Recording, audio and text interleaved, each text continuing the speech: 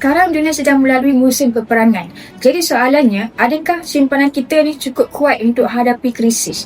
Dalam setiap sejarah peperangan, perkara yang paling cepat terkesan ialah nilai mata wang dan ekonomi. Dunia kertas boleh jatuh nilainya, harga barang boleh naik mendadak. Dan masa tu barulah ramai orang mula mencari aset yang lebih stabil seperti silver dan emas seperti ini. Sebab itu tuan-puan, sejak dahulu lagi emas dan silver ni sering menjadi pilihan simpanan ketika dunia tidak menentu. Bayangkanlah kalau tuan-puan mempunyai 1 kilogram emas ini dan 500 gram silver sebagai simpanan, walaupun keadaan ekonomi berubah, mereka masih memiliki aset yang diiktiraf nilainya di seluruh dunia.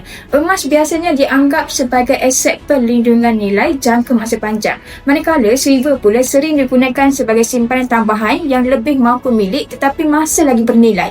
Sebab itu tuan-puan, ramai orang tidak tunggu sampai krisis berlaku baru nak mula menyimpan. Mereka mula kumpul sedikit demi sedikit melalui platform seperti Public Gold, iaitu akaun emas di Public Gold. Walaupun bermula dengan jumlah yang kecil, lama-lama simpanan itu boleh berkembang menjadi sesuatu yang besar. Mungkin hari ini kita bermula dengan beberapa gram sahaja, tetapi dengan konsisten, tak mustahil untuk satu hari nanti kita boleh capai simpanan 1 kilogram emas seperti ini dan juga 500 gram silver seperti ini. Kerana dalam dunia yang semakin tidak menentu, tuan-puan, aset yang sebenar sering menjadi perlindungan paling bernilai untuk masa depan, iaitu emas dan juga silver seperti ini. Jadi kepada anda yang nak alihkan simpanan kepada emas 1 kilo ni dan juga 500 silver seperti ini, boleh refer di video saya ataupun terus sign up Beg Biru untuk saya guide satu persatu.